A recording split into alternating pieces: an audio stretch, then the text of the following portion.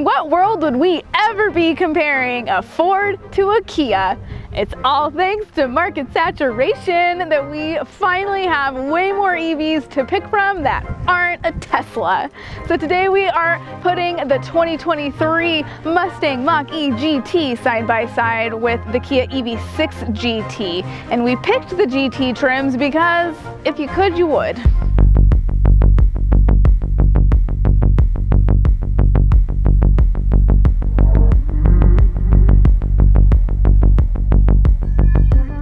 Let's kick this off with the Mach-E GT. It has a base MSRP of $42,900 and the model that we're looking at today as tested is about $66K. There's a few new things that I want to point out for 2023 as well. This is the vapor blue metallic color, which is new for 2023. It looks really nice, especially if it's almost more gray, but it's a lot less blue than the grabber blue. You also have a panoramic sunroof comes standard on the 23 GT, as well as 20-inch wheels and black GT badging. The base MSRP for the EV6 is $42,600. As tested, we're looking at $63,800. And there is nothing new because the entire trim itself has just been introduced for 2023. This is its first year ever. Also, if you were wondering, this is the steel matte gray. It is a matte paint. That's not a camera filter. The matte paint does require special care. You don't want to just wash it like through any drive-through wash by any means. Now let's talk powertrain. The GT only comes in all-wheel drive, so its dual motors are going to produce 480 horsepower, 428 pound-feet of torque, making this slower than the EV6 GT. You can still get from 0 to 60 in as low as 3.8 seconds, which is still quite impressive. The EV6 GT is also all-wheel drive. Its dual motors are producing 576 horsepower and 545 pound-feet of torque, so you can get 0 to 60 in as low as 3.4 seconds. Now let's talk charging. I want to give a disclaimer first to say that charging times are almost a moot point because it really depends on your exact situation. You know, what time of day it is, how much your car is already charged, what level are you charging on. All of this plays a factor into charging times. With that being said, the Mach-E GT does charge slower than the EV6. You can get from 10 to 80% in about 45 minutes, and that's with like the max 350 kilowatt charger.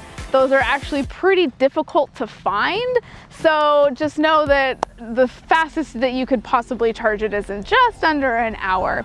You do, however, have 270 miles of range with this GT, so you still get a good range and some power.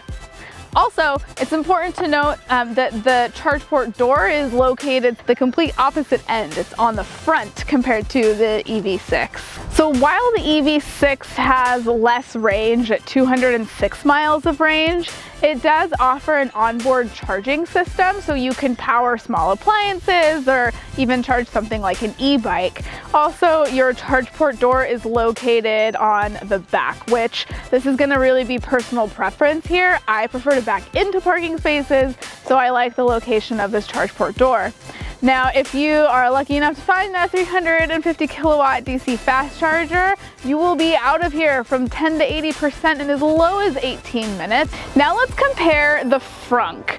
The Mach-E GT has a 4 cubic feet space Frunk, which is like 3 times bigger than the EV6. So much so that there's an escape button for if somebody was on the inside, because you could probably put somebody pretty small in here.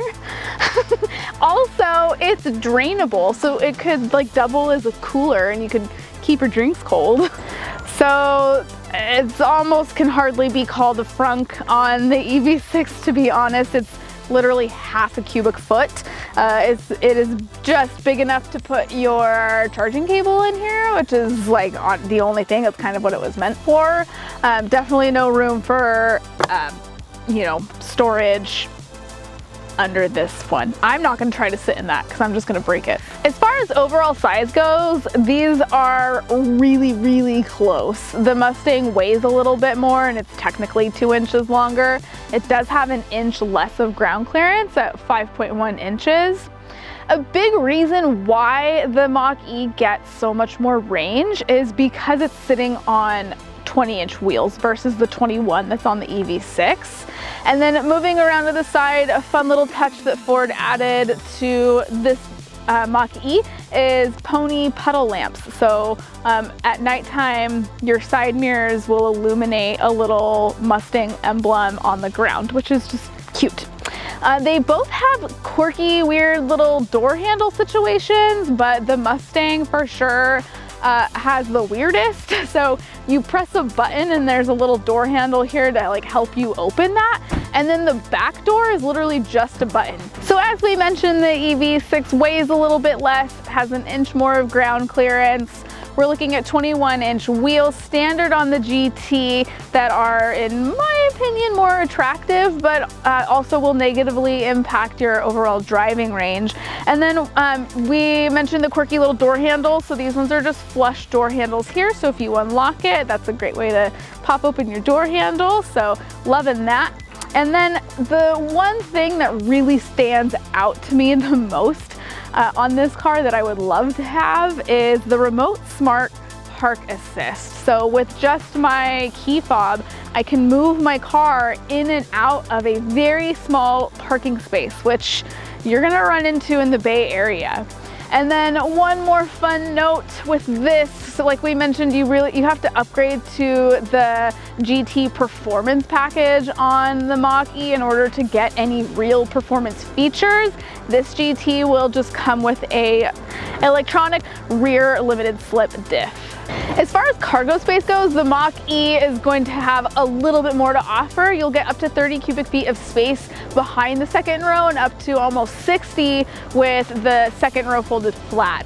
You also have a way to drop or raise this level, which the EV6 can't do. And so if you just need things to be a perfect flick flat folding, you can, or if you just need that little extra couple of inches of height to fit something back here, it's nice to have the option.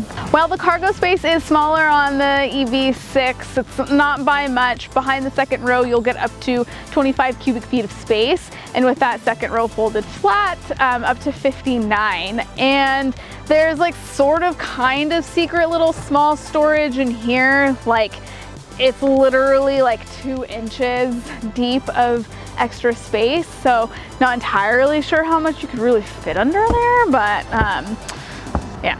You're going to see some pretty big differences sitting on the inside of these cars. So we're currently inside of the Mach-E GT.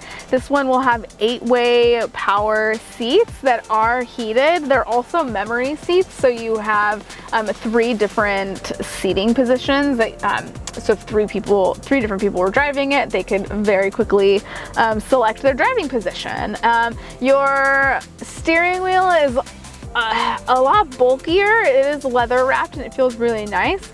And you won't control your drive modes on your steering wheel. You'll actually do this in your 15.5-inch vertical infotainment system here. So you will have whisper, engage, and unbridle, which is basically slow, normal, and fast. A few other things that are actually a lot different are like this Mach-E GT has 1-pedal driving, whereas the EV6 GT has multiple levels of regen braking and regen paddles. This does not. Just true 1-pedal driving. And then you do have a 10.2-inch digital gauge cluster here, and then you'll see sandwiched between that and your steering wheel is a sensor. So this is gonna make sure that your eyes stay on the road, which is important because this has Blue Cruise 1.2 hands-free driving. So that's a huge perk for this. A few perks sitting in the second row of the Mach-E GT is a wonderful panoramic sunroof that we mentioned. So this is very lovely to have a nice sight. It's huge. Also, I love that they left USB-C and USB-A for charging in the back seat. because some of us are still behind the times and still need USB-A to charge our phones. So I really appreciate that. And then one thing that I forgot to mention up front is this does come with a B&O sound system, which is incredible. They're known for sounding really nice. We're gonna feel the biggest differences on the inside of the EV6 GT is your seat right here. So you will get front bucket seats. They are heated. They are 6-way manual adjusted seats compared to the power seats in the Mach-E GT. Honestly, I would almost prefer a manual adjustable seat because you can adjust it a lot faster than like slowly waiting for the power seat to move up, down, forward, back, whatever. So I'm into this. Plus this seat hugs you really, really well, and this car is gonna give you a lot more spirit on the road, so you're gonna wanna feel a lot more secured. This seat does a great job of doing that. Moving on up to your steering wheel, you will have a flat bottom sport leather wrapped steering wheel. It is heated, and the biggest things here on this steering wheel are your drive modes are going to be eco, normal, and sport, and you will also have a GT mode and then a little secret drift mode and with this button. So the Mach-E does not offer a drift mode at all. So that's a really fun feature.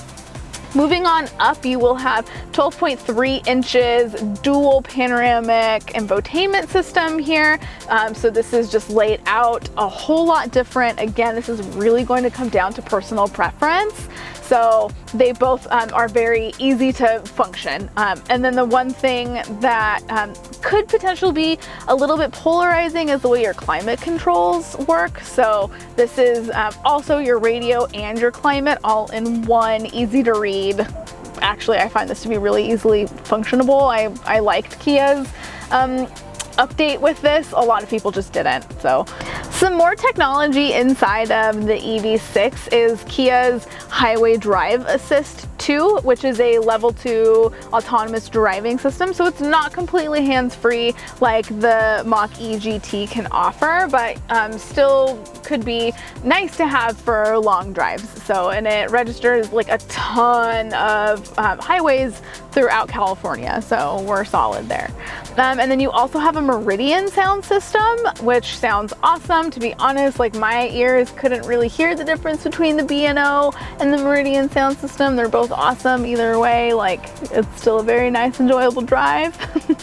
And then the one thing that the Mach-E GT does better, potentially, is the panoramic sunroof. This is like sort of like, it's very wide and it opens, right? So the Mach-E doesn't open. It's a fixed glass, but it covers the entirety, you know, of your roof. This is really only enjoyable for the front passengers.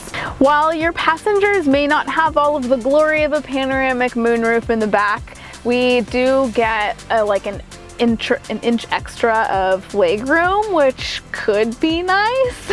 I mean, I'm only 5'1", so it just doesn't make a difference to me. I do like where the air vents are placed in the back of the EV6, having them up higher and on the left side rather than down low. This is just way more effective for feeling the temperature and the airflow coming out this way.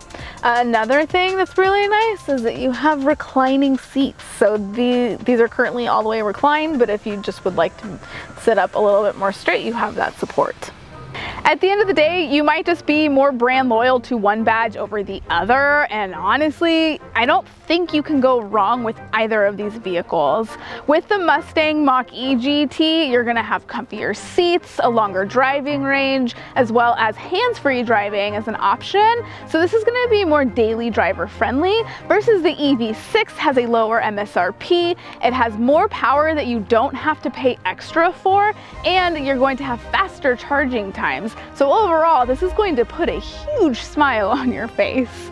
So if you guys prefer one over the other, drop them in the comment section below. Thanks.